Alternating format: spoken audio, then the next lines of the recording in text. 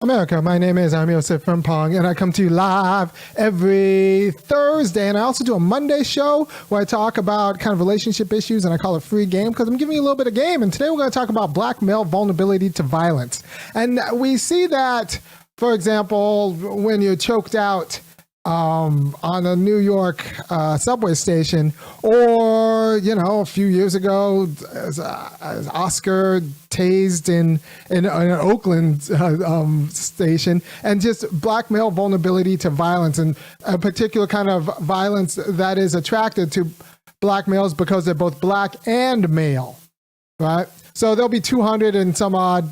In 2015, there's like 215 black guys killed by the police and 17 black women. And so it's not just that they were black that they were targeted for this kind of police-involved murder. It was that they were both black and male. But what I want to talk about and kind of focus in on is the just number of black men who are subjected to like state control and violent control. That means being arrested because they're both black and male. You never know who's been arrested if they're black, because black men who've been arrested look like everybody else. White guys who've been arrested, they probably did something. Black guys have been arrested just because they just made someone feel a certain sort of way.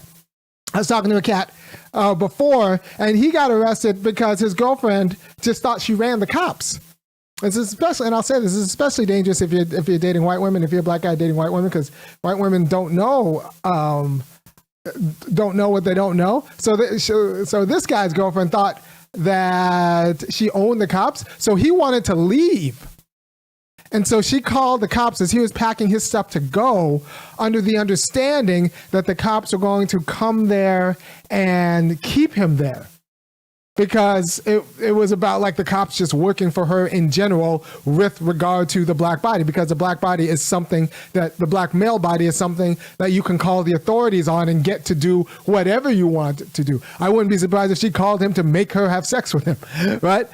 So the black male body is a body that is under institutional control, that is overdetermined by society. And we think, well, that's just black violence.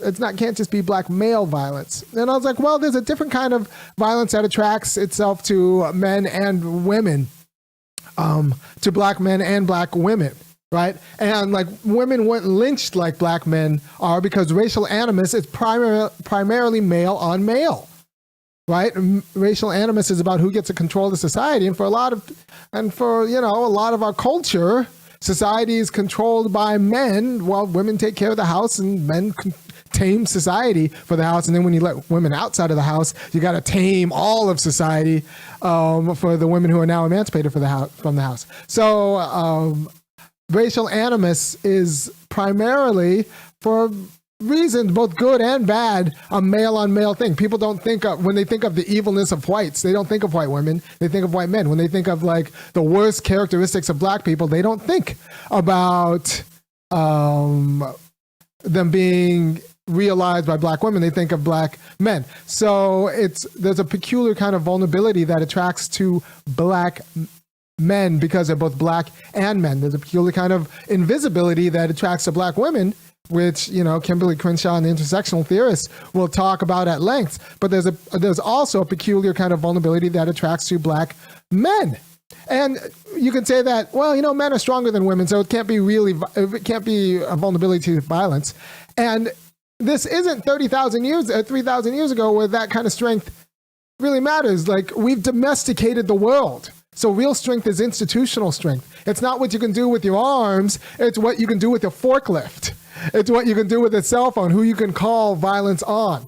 And if you're more scared, if you give two people a cell phone and say, like, who can call the most amount of violence, who can summon the most amount of violence in a 20-minute time on the other person, black men can't summon too much violence with a cell phone, like, relative to black women, and especially not relative to white women or white men, right? So the quality of vulnerability we're talking to that attaches itself to black maleness isn't necessarily strength of arms, because we're in a society where strength of arms doesn't really matter. It doesn't call legitimate violence in the same way that strength of, like, institutional power, like the ability to call the police, the ability to get someone fired, that's what real power is. And that's what real violence is. the ability to call the legitimate arm of violence onto the area Negro who is bothering you for some sort of way.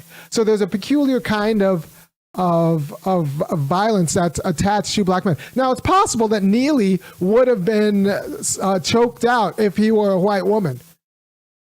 It's possible that he would have been choked out if he were a black woman. It's possible that he would have been choked out if he were a white guy. But it's not that surprising that he was choked out as a black man. Right? It's not that surprising that he was killed as a black man, because that's not even institutional violence. That was extrajudicial violence. Right? And in Jim Sedanis's social dominance, he goes through the difference between legitimate and quasi-legitimate violence, and semi-legitimate violence, and the Klan and, the vigilantes that will just predictably police black bodies and overdetermine their actions in space is part of American culture. That's part of what it is to be American culture. By the way, before I go too far, I'm going to hit the beginning, but I want to give credit to credit due. And a lot of this comes and clarified my thought through Tommy Curry. Tommy Curry's book, The Man Not, goes through this in really sharp detail. And you could spend, I might spend a good chunk of the rest of my life just going through different arguments from that book. So Tommy Curry, Dr. Tommy Curry, the philosophy professor over at the University of Edinburgh, but he's from Lake Charles, Louisiana, just a regular poor black guy from a regular just working class black family. He always jokes about he's 2 generations away from illiteracy. But he ended up just working and reading and working. And so if you're interested in what I say, and he's a pretty generous intellect and mind, so you can just Google some of Tommy Curry's work on YouTube, or go and buy The Man Not. And he talks about black male vulnerability. Black male vulnerability. Because a lot of people think, well, if you're a male, you just get black vulnerability, but it's mitigated by the fact that you're male, by the fact that you're male. And Tommy Curry actually details why it's not actually mitigated by your maleness, it's increased and differentiated. So black women are subject to some sort of vulnerability and invisibility. Black males are subject to a particular kind of institutional violence because of their blackness and their maleness. It doesn't lessen, their maleness doesn't lessen the violence, it actually intensifies the violence, which is, black women don't make people as nervous as black men in the same way, especially black men. Black men over 6'2", I think they got to make themselves small in a way I find unbecoming. I am not over 6'2", so that's not really my thing. But I've been in rooms, especially in the professional class, in the white collar class, where big black men, try hard not to intimidate everyone in the room just with being who they are. And that, I think, is unfortunate because they understand their vulnerability as certain sized black men. Right? So there's such a thing as black male vulnerability that people don't talk about. And the number of black men who've just been arrested. Oh, I have the book right here. Good. So this is the book, The Man Not, Tommy Curry. I'm going to hit the beat, and we'll talk a little bit more about black male vulnerability. To the beat, y'all. Yeah. Sound good to me. Never change the ways for the world or the government. If I was the president, then I would state facts. You leave it up to me, I'll paint the White House black and it'll feature in your front. To the beat, y'all. Once again, this is the book by Dr. Tommy Curry. And if you appreciate anything I do, go ahead and go to www.funkyacademic.com and kick in $5, $15, or $50 a month, because if for no other reason, I'm the one who told you about this book and about the man Tommy Curry. And after this, go ahead and Google and put his name in YouTube. So I'm just going to read on page 29. Black male vulnerability is the term I use to capture the disadvantages that black males endure compared to other groups, the erasure of black males' actual lived experience from theory, and the violence and death black males suffer in society. Also notice, and the middle part often gets left, black males aren't allowed to talk about black male vulnerability and the peculiar kind of vulnerability they are they are subject to as both being black and male. They can be the objects of other people's advocacy. You see, BLM, for example, started out with a black man getting shot and then turned into a movement led by queer black women, which is fine. I'm fine with queer black women leading their things, but to the exclusion of black men. And if you talk to anyone, black men weren't allowed. They really weren't allowed in the space and still being respectful. If we took up too much space, it would be misogynist. Or if we tried to narrow the movement to like, all right, let's talk about the situations that create destitution among black men, the homelessness, the morbidity, the mortality rates, then we weren't being appropriately inclusive, right? So black men aren't allowed to actually theorize their own vulnerability or talk about it as such. And I think that's a problem for us understanding our situation. And you have to understand a few things. Racial animus, conventionally and traditionally, is men against other men, men fighting for other men for resources and access to women. And that's carrying the markers of the race, both good and bad markers of the race. And that's like that hasn't worked out very well for black men. They're very vulnerable insofar as anti-black racism is, in a heightened way, anti-black male racism. Now, black women get it too. And I'm not going to tell you that black women don't get it. But there's a peculiar kind of vulnerability that black men are subject to because of their blackness and their maleness. That's different than the peculiar kind of vulnerability that black women are subject to because of their blackness and femaleness, right? So I want to talk about that, and I want to talk about how it's institutionalized. And you see it just when the number of regular black guys who have had the cops called on them. The number of everyday black guys is regular black guys, even like soft-spoken, like relatively like calm black guys who have for some reason or another been under police control, have been like violently subjugated by the state because someone pointed at them. And then the pressure, and that also like redounds to the pressure black people feel to not be intimidating. I gave up on that pressure. It's a full-time job. I think it was bad for my team. It's definitely bad for my work because you can't be a philosopher who's serious and also spend your whole life coddling white feelings. Because, being serious and truthful is a habit, and you need to practice that habit. And if you're practicing a different habit, then when it's time to be serious and truthful, you can't just turn on the switch because you've had so many habits of like being, accommodating yourself to like white comfort. So by the way, if you appreciate what I'm doing, and I think you should, go to www.funkyacademic.com, kick in $5, $15, or $50 because there aren't too many Negroes, unfortunately, in these United States who have accumulated so many years of being truthful about the situation of black people without caring about white feelings. And so you're benefiting from all the experience I put in. And there's always the joke about the plumber who comes in and fixes a problem in 5 minutes and then charges you $300. And the question is, well, why do you get to only charge me $300 if it only took you 5 minutes? And it's like, well, it took me, a few years to figure out what the problem is so that I can put in my 5 minutes and do it right. If you try to do it, and I know because I've tried some plumbing, there'll be more leaks at the end than when it started. So you're benefiting from my accumulated wisdom. You're welcome. If you want to say thank you, which I think you should, go ahead and go to www.funkyacademic.com, kick in $5, $15, or $50 a month, and I'll keep doing what I'm doing. Talking about relationships on Monday, politics on Thursday, and with respect to relationships, just understand you're vulnerable. So you're vulnerable to anyone who wants to talk anything bad about you. You just have to understand that people are just gonna assume that you did it. Everyone's gonna be more sympathetic than you.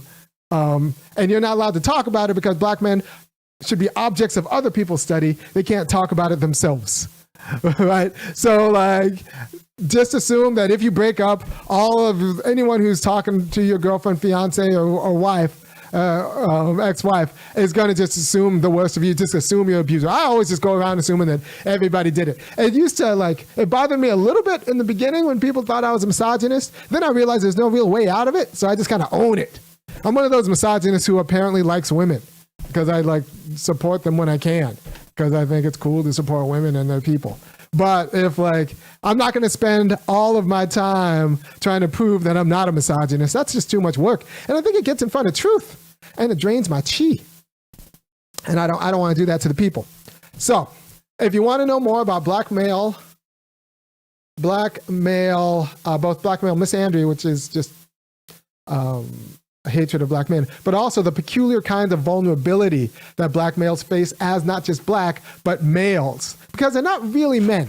And that's why he calls them man-nots. They're not really men, because men protect and provide and are patriarchal jerks. And it turns out that black men aren't that. And sometimes we get in trouble for being that. A lot of black men have been divorced. A lot of black men have divorced because they marry people who don't really know whose wives expect them to not just behave, but secure the perks of being white guys. And black guys aren't white guys. Like he says, and black guys even aren't frustrated white guys. They're just a different kind of male,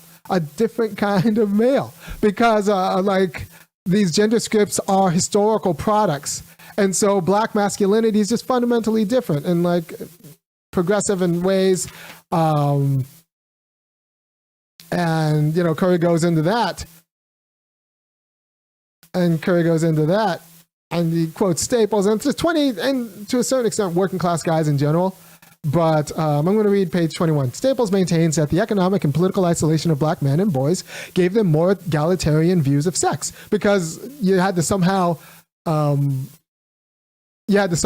with the data that said, black men have more egalitarian views about sex, more egalitarian behaviors about sex. And why is that the case? Well, it's because they understand their masculinity as both distinct and in response to, not a mimetic aspiration towards, but a distinct response to a white masculinity. So it's a different kind of masculinity. Everything black men don't do a lot like white men.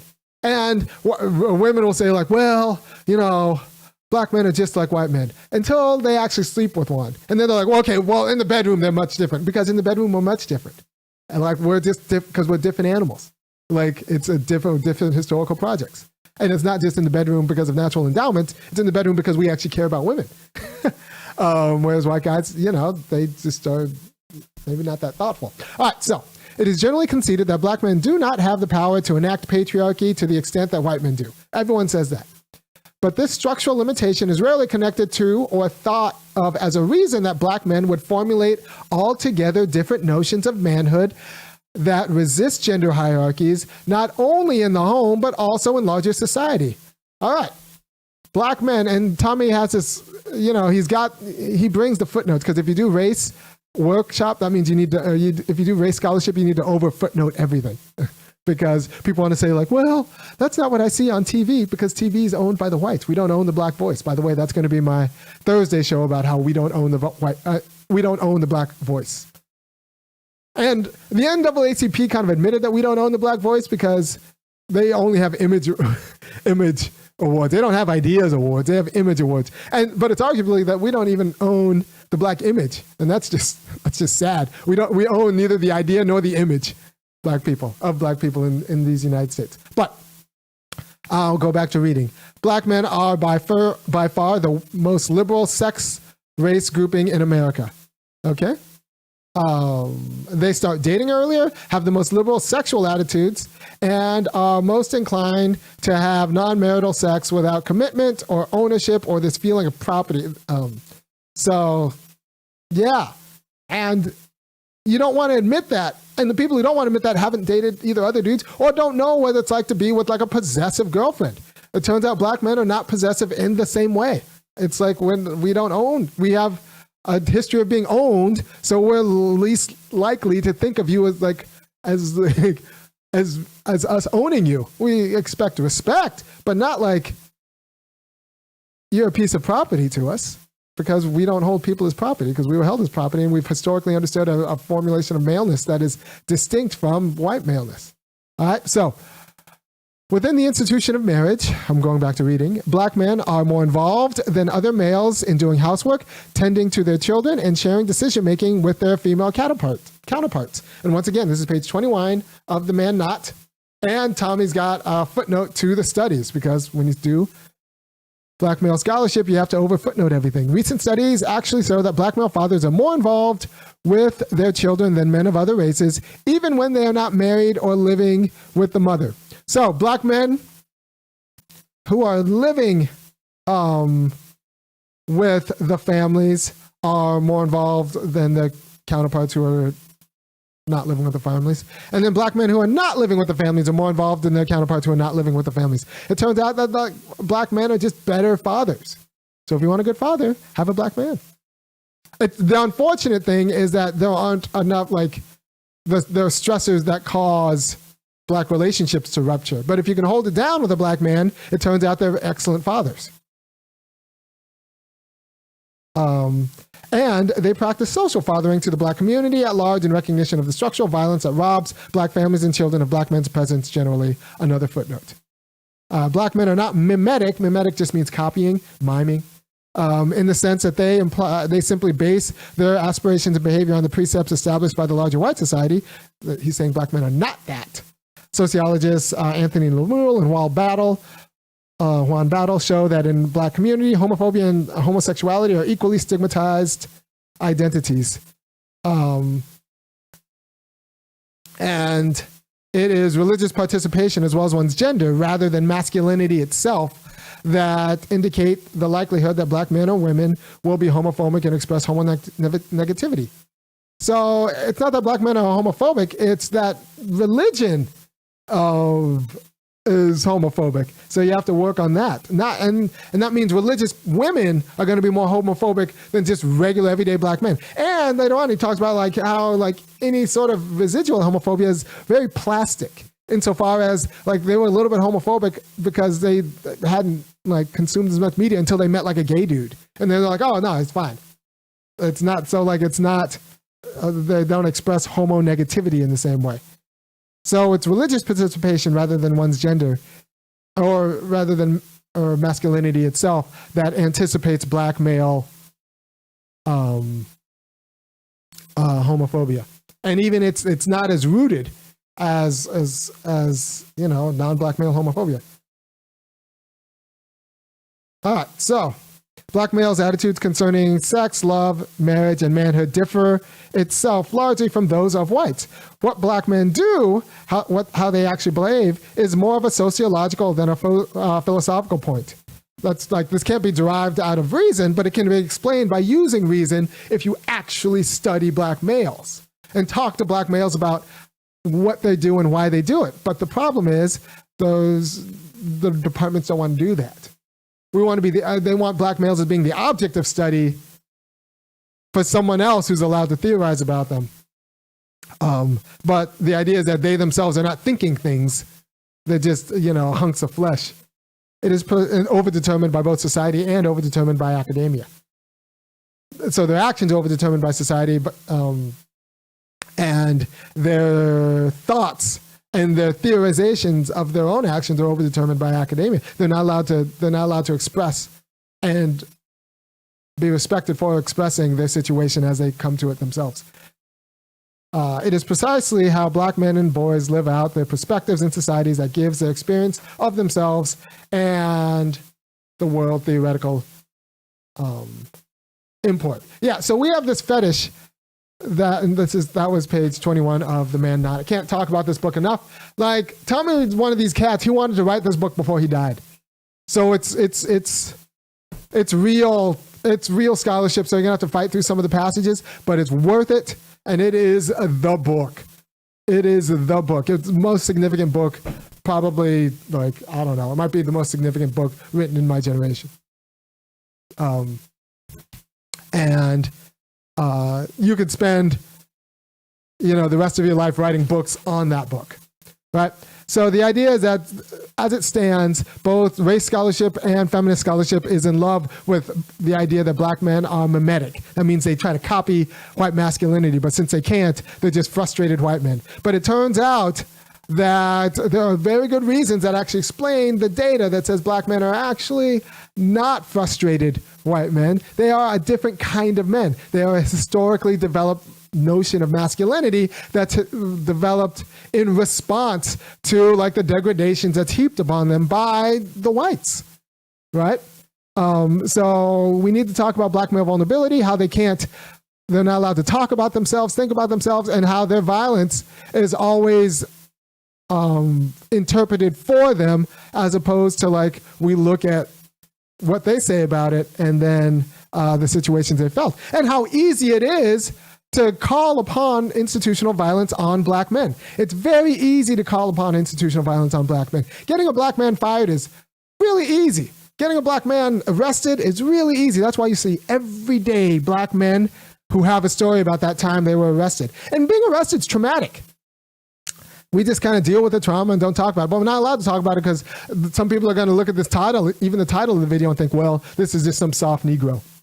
And I'm just saying, well, you know, I'm going to risk it because black men need to talk about it. Black men need to talk about it. We need to talk about being arrested is traumatic, and you shouldn't just sick that on people. But yet,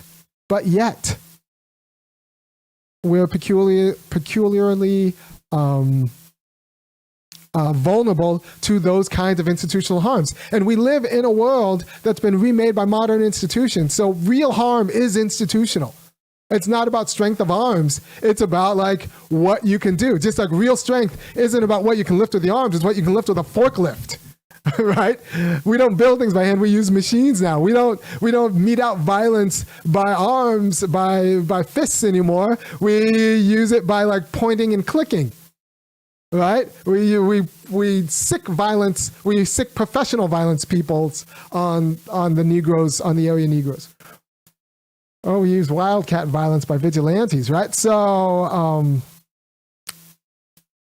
we're not honest about what violence looks like in a modern world, and we're not honest about like who's really vulnerable to violence or who's also vulnerable to violence. I'm not saying that black women aren't also vulnerable to violence. I'm not saying that women aren't vulnerable to violence. I'm saying that black men are vulnerable to violence too, in a different way, because it is so easy to call upon the full faith of both culture and the state, both the state and society, to private security and public state will believe anything wrong about black men and will feel very comfortable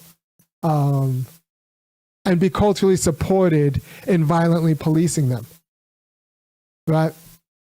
And that's what explains the just incidents of black men in and out of the criminal justice system. The random good black men who've just been arrested and then like in a catch and release type of way, just because they made some white person feel some sort of way or made some black person feel some sort of way. And, you know, being good is a skill. And if you're not taught how to be good, you're probably taught how to be bad. And one way to be bad is to just call the cops on a Negro just because you feel like it. All right. So, thank you for your time. If you appreciate what I'm doing, go ahead and go to www.funkyacademic.com, kick in $5, $15, or $50, and I'll be back on Thursday talking about something completely different. Bye.